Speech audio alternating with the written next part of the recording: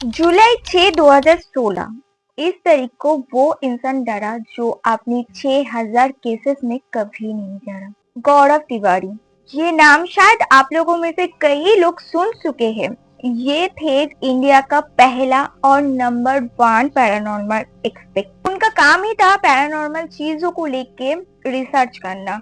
और आज हम इस वीडियो में बात करने वाले हैं उनके लास्ट केस के बारे में।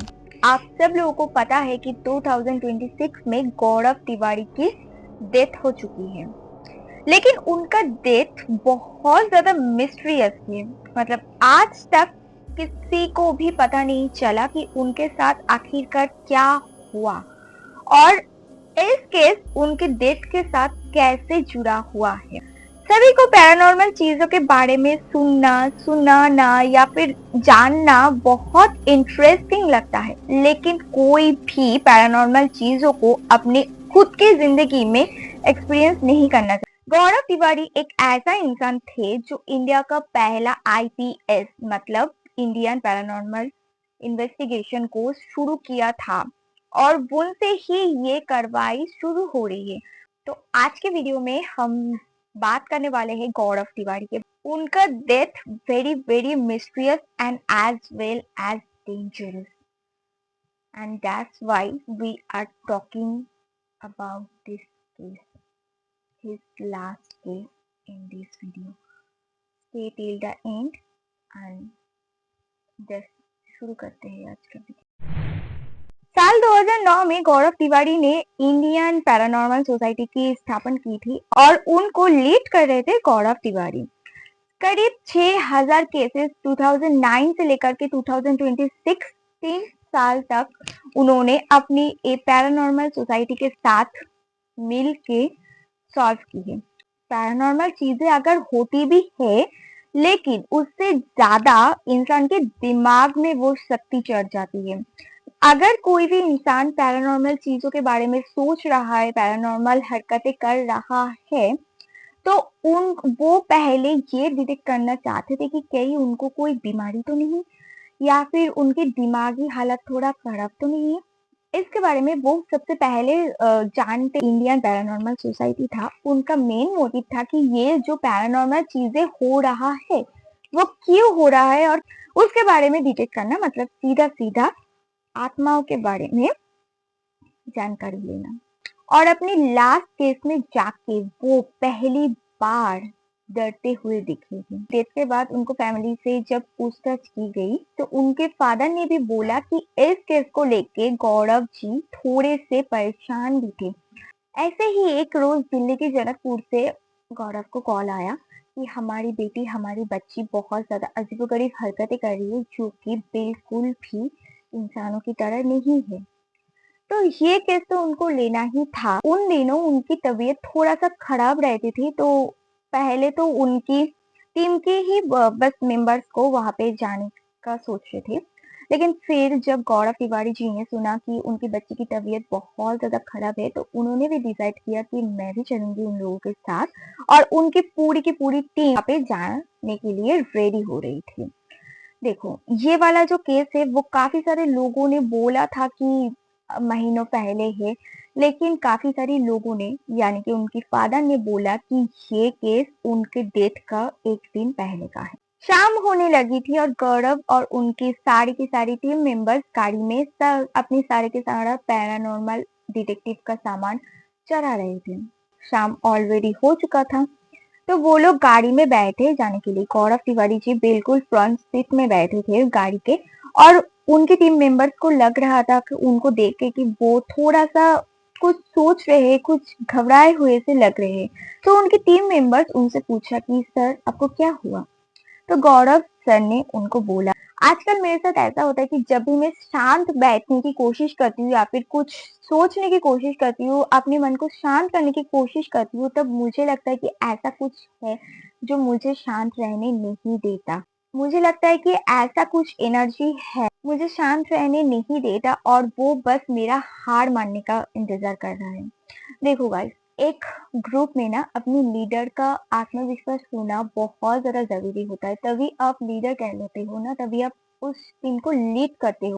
और अभी इस सिचुएशन में अगर कोई टीम लीडर ही ऐसी बातें करता रहे तो पूरी टीम का जो मोटिव होता है वो डाउन हो जाता है। तो इसलिए वो टीम मेंबर बहुत ज़्यादा चिंतित रहते थे। उनके टीम मेंबर्स को लग रहा था कि जो सबसे पावरफुल इंसान है, जो सबसे मोटिवेटेड इंसान है, उनके साथ ऐसा क्यों हो रहा है? अगर वो ही ऐसा हो रहा है तो बाकी का तो कुछ नहीं कर सकते। गाड़ी अब जनकपुर पहुंच चुकी थी और गाड़ी से उतरे गौरव जी और उतरते ही वो उस बिल्डिंग की तरफ, उस फ्लैट की तरफ देखे जहां से ही उनको चीखने चिल्लाने की बहुत जोर जोर से आवाजें आ रही थी।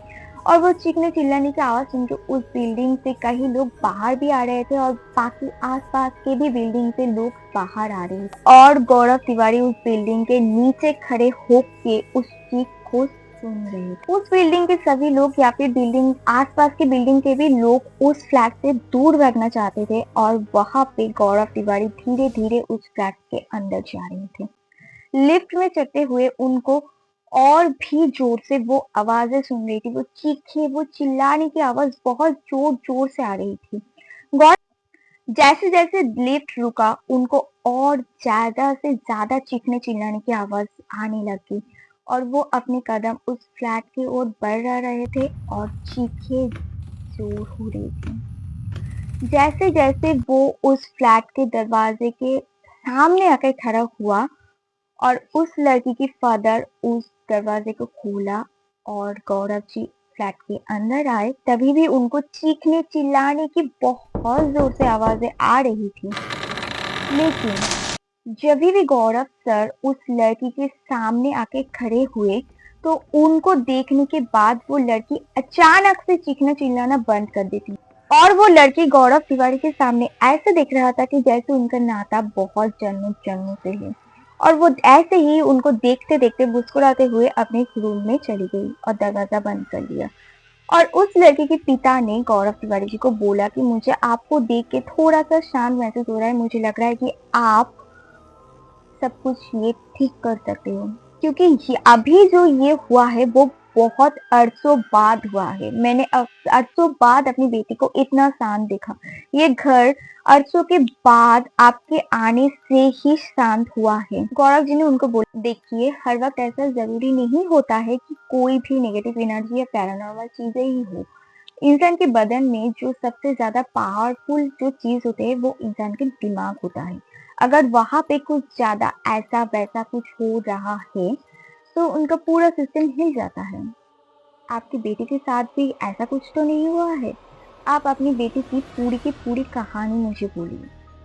तभी उस लड़की के पिता ने गौरव जी को सारी कहानी बोलना स्टार्ट की कि पहले तो मेरी बेटी बहुत खुशकुशल रहती थी, घर से बाहर जाती थी, कॉलेज जाती थी, पढ़ाई करती थी, दोस्तों के साथ मिलती थी। लेकिन अचानक से कुछ दिनों से ये सब कुछ वो बंद कर रही है, घर से बाहर भी नहीं जा रही है और एक ही कमरे में बस अपने आप को बंद कर रही है। हम भी जब उसके कमरे में उसके साथ बात करने जाते हैं तो ऐसा लगता है कि हमारा प्रेजेंस उसको चुभता है, वो हमसे बात तक नहीं करना चाहती है। हमें देखकर ही बहुत ज्यादा चीखती चिल्लाती रहती। और एक दिन तो रात को जब हम अपने कमरे में सो रहे, अचानक से हमारे कमरे में आया और मैंने सोचा उसको भी शायद सब कुछ ठीक हो गई है, मेरी बेटी हमसे मिलने के लिए आई है, हमसे हमें कुछ बताना चाहती है उसके साथ क्या हो रहा है। लेकिन मैंने जब गौर से उसके हाथों में देखा तो उसके हाथों में खंजार था। उसने कुछ उस रात को कुछ किया तो नहीं, हमारी कुछ नुकसान तो नहीं पहुंचाई, लेकिन मुझे एक बात समझ में आ गई थी कि ये चीज अभी हमारे हाथ से निकल चुकी है और ये चीज बहुत लंबी चलने वाली है।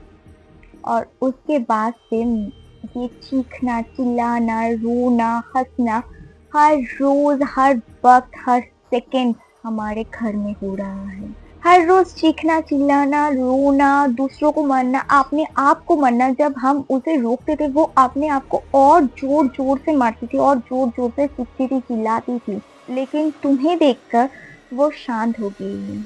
उनकी बात सुन के गौरव एकदम शांत हो गए थे, क्योंकि उनके लिए ये कुछ नया नहीं था। वो हर रोज ऐसी बातों से डील करता था।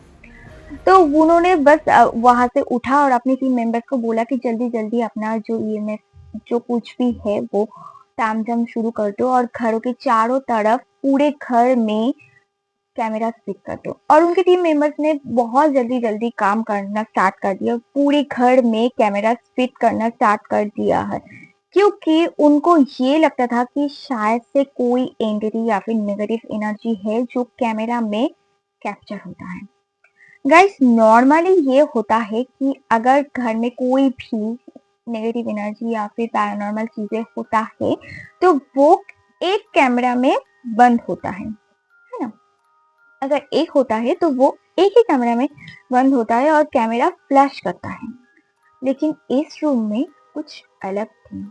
इस रूम में कोई एक कैमरा नहीं, सारे के सारे कैमरा, जितने भी कैमरा उन लोगों ने पूरे के पूरे घर में फिक्स किए थे, सारे के सारे कैमरा एक साथ फ्लैश करने लग गए।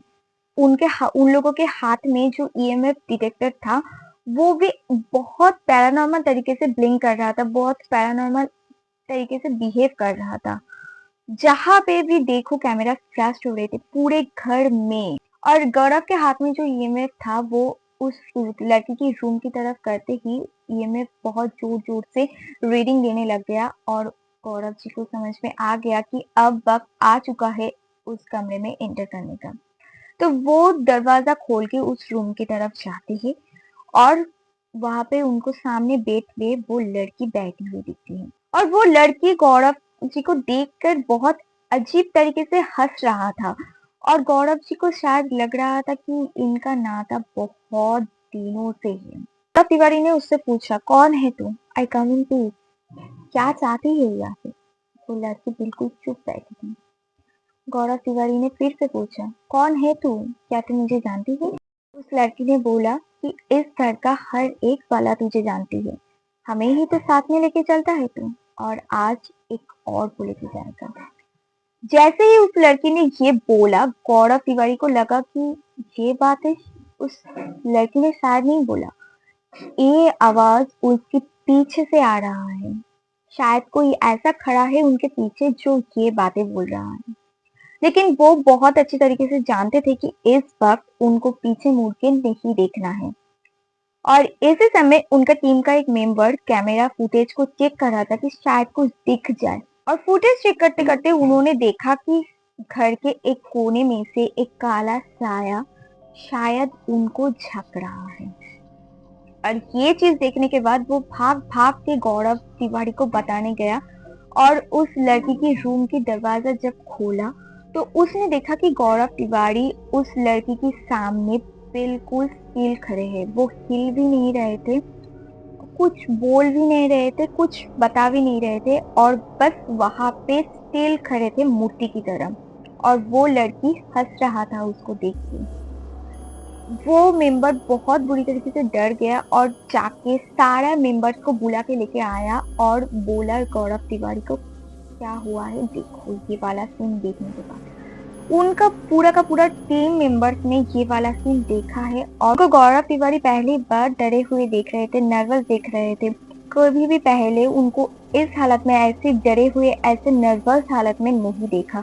और उन लोगों को बस लग रहा था कि इस लड़की के अंदर एक नहीं बहुत सारे आत्माएं हैं और उनमें से कुछ शायद गौरव तिवारी के अंदर भी आ चुकी हैं। गौरव तिवारी के घर से बार बार कॉल्स आ रहे थे क्योंकि रात बहुत हो गई थी, लेकिन वो एक भी कॉल्स का आंसर नहीं दे रहे थे। कुछ देर बाद जब गौरव तिवारी नॉर्मल हुए तो उन्होंने काफी सारे नॉर्मल केसेस की तरह ही सब कुछ किया, फुटेज चेक किया, इन्वेस्टिगेशन किया। उनको जब देखा कि लड़की बहुत शांत हो गई है तो उन्होंने फुटेजेस चेक किया, बहुत कुछ उनका जो रिचुअल्स होता है नॉर्मली जो उन लोग करते हैं वो सब कुछ उन्होंने किया। और जाते समय वो जो 6000 केसेस में वो बोलते थे, जो करते थे, वही किया कि इस घर में जो भी बलाएं है वो मेरे साथ चल जाए, बस इस जगह को छोड़ दो। और उनके टीम मेंबर्स को ये बात समझ में नहीं आती थी कि 6000 केसेस में, अपने हर एक केसेस में शुरुआत से आज तक क्यों गौरव तिवारी ने ये बात बोलते थे, क्यों ये सब बलाएं वो अपने ऊपर लेना चाहते थे। और ये शायद से बहुत अजीब भी था कि आप नहीं चाहेंगे कि आपके साथ कुछ भी हो, तो उन लोगों के टीम मेंबर्स को भी बहुत अजीब लग रहा था ये लाइन, लेकिन हर वक्त हर केसेस में, हर 6000 केसेस में गौरव तिवारी ये एक बात एंड में बोलते ही थे।